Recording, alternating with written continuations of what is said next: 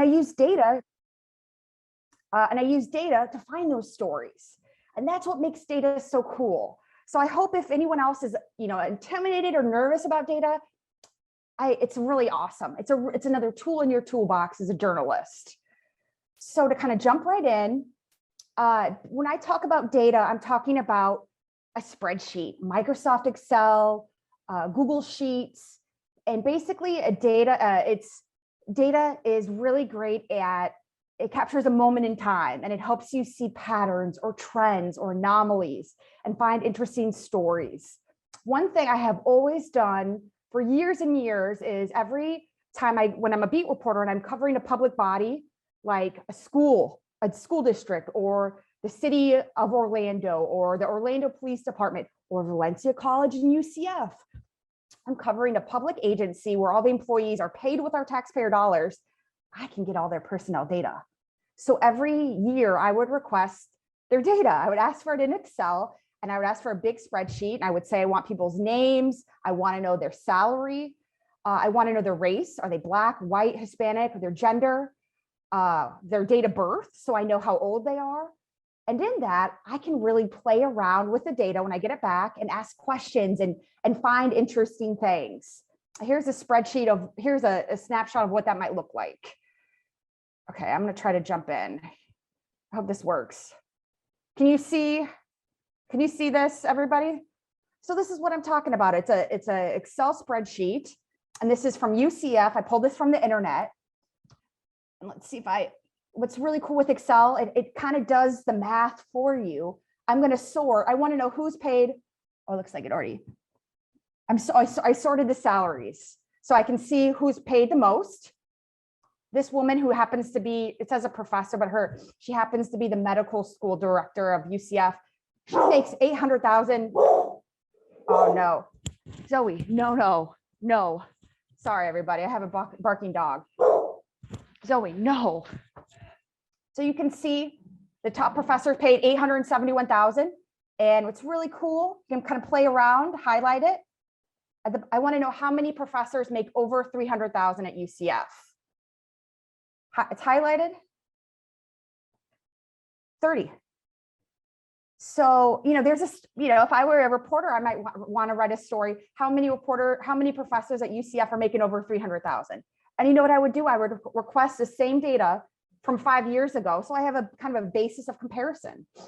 So that's just kind of an example. I was playing with my personnel data, and I wanted to know what teacher in Sarasota was the highest paid teacher. And there was a teacher paid $100,000. I said, wow, $100,000, that's a great salary. Maybe I should have gone into education. But I was playing around. That was an anomaly. I could see this. I had a spreadsheet with the personnel. Lauren Orr, I could see that in her LinkedIn page. She had previously been an assistant principal. So she had been newly demoted as a teacher. And the reason why, I did a little bit of digging, I think I made a records request. She'd been arrested for driving under the influence. She had a bottle of wine in her car. So that's something I never would have found. The school district didn't send me a press release saying, hey, our assistant principal is drinking and caused a crash and demoted. I found that just playing around in the data. I said in the personnel, I like to request people's race. So I have a sense of how many, kind of what the diversity looks like. And I wrote a story a couple of years ago at UCF. UCF's an interesting place. They have a very diverse student body. But I was looking at their personnel, looking at the data, just playing around. They had such a lack of diversity in their faculty. They had 2 Black female professors in the entire university.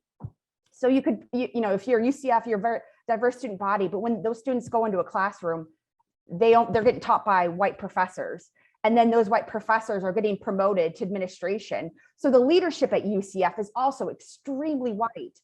So I wrote a story and I had, writing about how it's overwhelmingly lack of diversity. But the thing about data is you can't just write a story based off a spreadsheet. You have to do a little bit additional reporting. That's really key. You got to make, you use the data in these that you find in your analysis and just playing around and looking around. You use it as a story idea or as a tip, and then you go from there. So I reached out to UCF and I shared them the results and said, hey, there's only 2 Black women professors in all the faculty, and so this many Hispanic, and I shared my results, and I interviewed UCF, and they talked about how, yeah, it's a problem, and this is what we're doing to try and increase diversity. And it's a bigger problem. It's happening in all of higher ed. It's not just at UCF. And I also called up some of these faculty members to see what it's like to be a minority in the faculty. And I talked to professors that just said, I thought this was really sad. One Hispanic, I think she was an assistant professor, said, I need to work twice as hard as everybody else to prove myself. And it's exhausting. I want everyone to think that I deserve to be here. And kind of this low morale amongst faculty member being among the rare diversity in the faculty.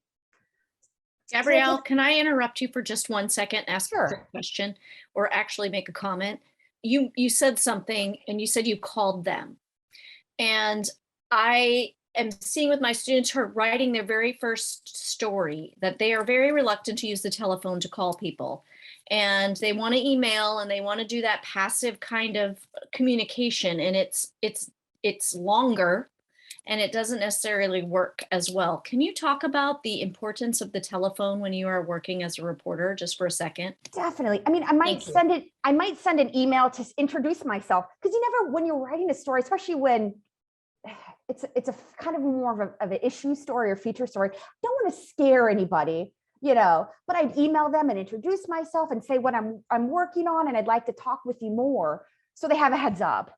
And then I would do all my interviews in person, ideally. I think I did these interviews in person, so I can really connect with the person and get to know them and make them feel comfortable.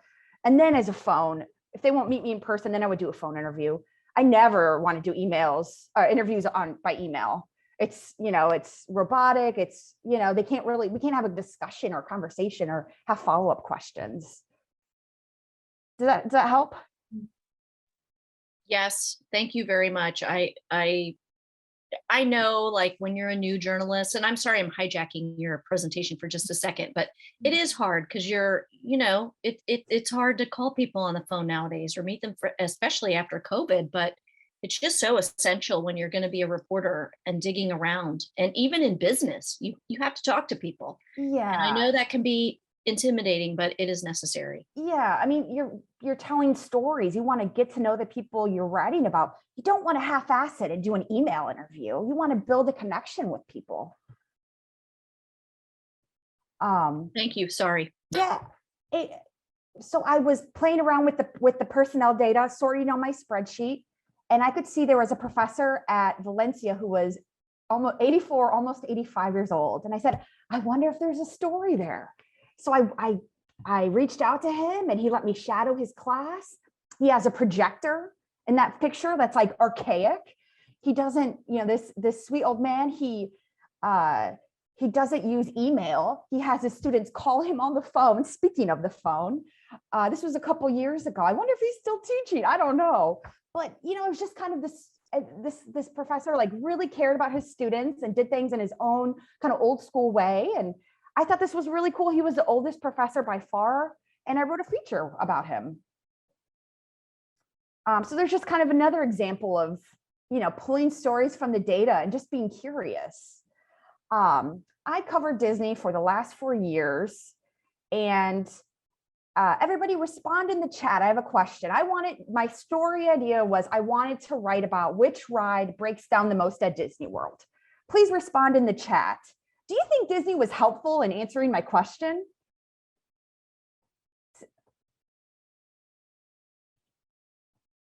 The answer was, heck no, of course not. Disney would not ever go out of the way to help me. So that's what being a journalist is kind of all about, trying to write a story, trying to do it on your own when it's hard to do. And this has gotten a lot of attention in the news lately with DeSantis and Don't Say Gay. And have you guys heard of Reedy Creek? Disney World actually has its own government, Reedy Creek. So that means I can make a public records request for data to Reedy Creek. Reedy Creek has its own fire department. And every time a ride needs to be evacuated, the fire department, Reedy Creek Fire Department, is the agency that will go out and help the people out and evacuate the ride. So I requested the ride every time the fire department goes out there, it generates a report, and it's in a kind of picture it. It's in the computer system, all the reports of the year, all the incidents of the year, every time the fire department responds to an incident. And that creates, the government can pull from that and create an Excel, and I can request it as a public records. So this is what I got.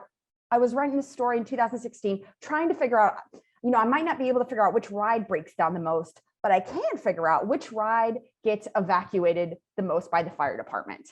And so I had a list of, you can see the incident numbers, you can see what date it happened. It says ride evac, person was not, most of the time, someone was not in distress. So it kind of sounds sexier than it is. I think it's pretty, it happens a lot. I don't think it's that big of a deal, but it's interesting. Like the fire department comes in and helps everybody get off the ride. And I wanted to find out which ride this happens the most. So, and I can see, I go to explore. Can you guys see this box on the right? Okay. Let's see. Okay. You know what? That does a nice little chart for me to kind of give me a sense. See that blue? Frozen at Epcot. That's evacuated the most out of all the ride evacuations. That's almost 20% of the time. There's Peter Pan and Magic Kingdom, Pirates of the Caribbean, Space Mountain. You can see all the rides that are on the data, but it's interesting. Frozen stands out. It's the most evacuated ride. And I had a story. Here's how my story turned out. Frozen, Epcot's Frozen Ever After ride leads Disney list for most evacuation calls. And, I know there's something going on with Frozen. 1 out of every 5 of the ride evacuation calls are for this ride. Something's going on. Disney's not going to tell me. Disney's not going to be very helpful. But what I did do was I called experts that know theme parks really well and kind of got them to offer their hypothesis. What is up with Frozen? Why is it evacuated more than any other ride? And the reasons why, it's a water ride. Water is really problematic on rides. It breaks them down. It's a water ride, so it's not so easy to get off it. People need assistance getting off it. So maybe that's why. Frozen is not a brand new ride. There was a previous ride, Maelstrom, that was built, and then they shut it down and revamped it. So it's an older technology and older infrastructure. That might be some of the reasons why the experts told me. And I wrote a story. But the reason for the story was the news peg was, something's up with Frozen. And I had fun with it too. I said, people always, the situation is ripe for jokes when people get stuck on Frozen. Let it go, let me go is a common refrain on social media. So, it's kind of had fun with this story. Sometimes there is no data that exists there's no data exists that you need. So you build your own. And I worked on this story for about 6 months. It was one of the last stories I did at the Sentinel. I had an inkling more people were getting arrested for having concealed guns at Disney during the pandemic. I make records requests very regularly, and I just had a sense. I kept seeing it over and over in the police reports. But I wanted to know, is this an issue? Is this a new problem? How many people were arrested this year, and compare it to previous years for some context. And there's no spreadsheet that has what I need. So I built my own. I requested all the police reports for 5 years for every time somebody was arrested for having a concealed weapon. And I had a huge stack of reports. And as they're ready to report, I created a line on my own spreadsheet. So you can see that's the incident report number, the date it happened. There were only, you can see the count, there were only 4 in 2016. And then by 2020, let's see, look how many there were in 2020. And this is like during the pandemic when it was closed for several months. I go to count 22. So, 4 in 2016 to 22 in 2020. Hey, that's a trend. So I would go through and I would see, I wanted to know where people were from, if they were local, if they were from Central Florida or Orlando, if they're from Central Florida, in-state, out-of-state. I kept track of what kind of gun they had, where they had the gun.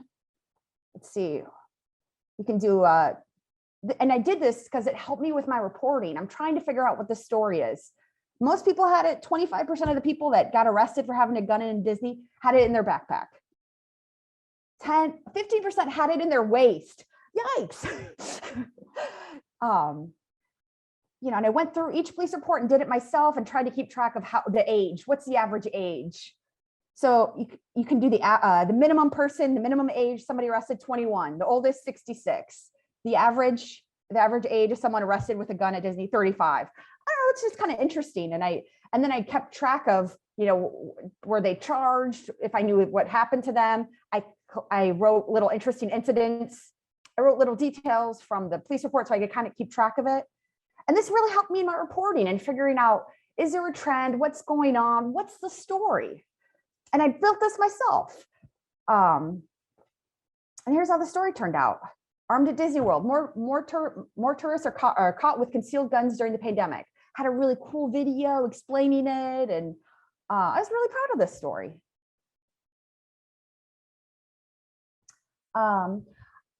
Now we're going to kind of get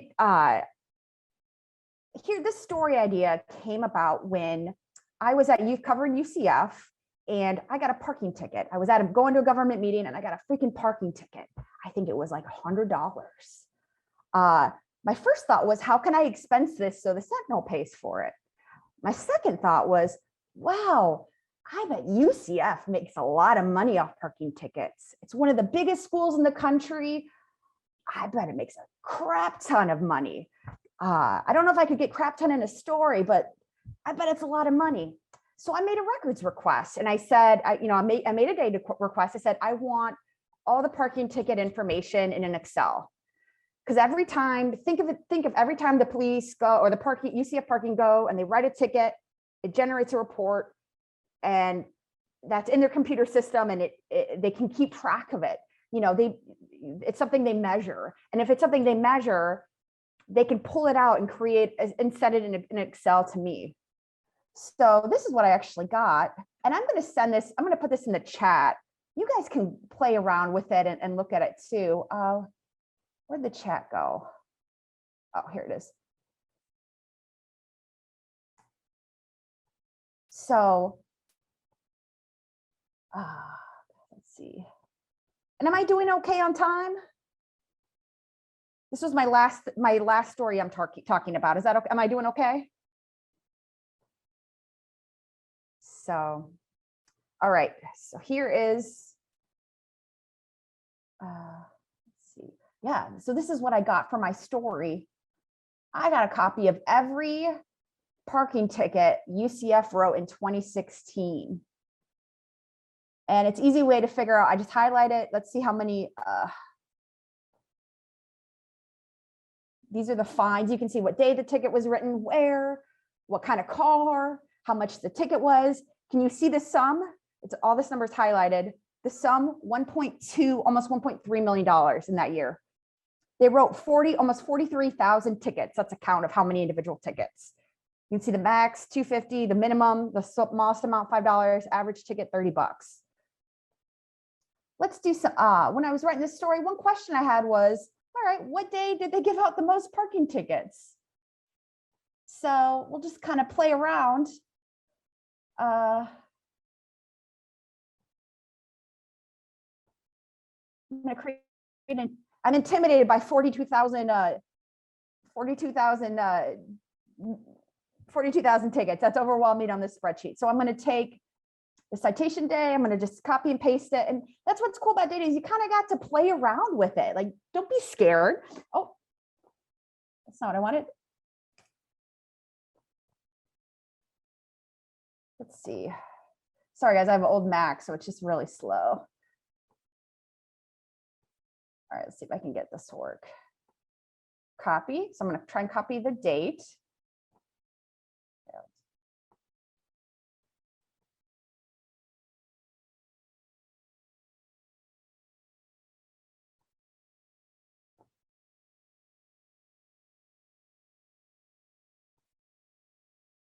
right, let's see, pay special. Okay, let's see if I can get this to work.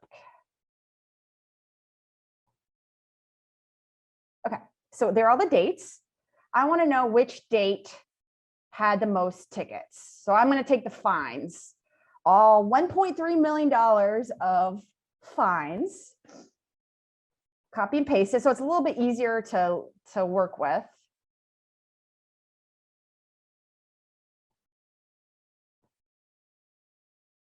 All right. Let's see if I can get this to work. Okay. Bear with me. Let's see. There. They're all the fines. Okay, so I'm going to do what's called a pivot table. And pivot tables are cool because it kind of does the tabulations for you. I want to know which date out of all this year, out of all 2016, which date had the most tickets. And I was taking notes because all right, I'm going to create a pivot table. Whoops.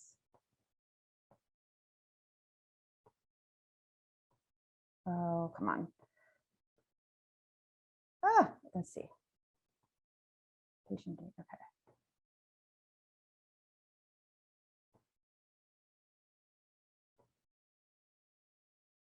Okay, I think I got it. Okay. So rows, I'm going to add rows. Citation date. So there are all the dates. And then I'm going to go to values and I want them to give me the sum of all the tickets for that day. So, okay.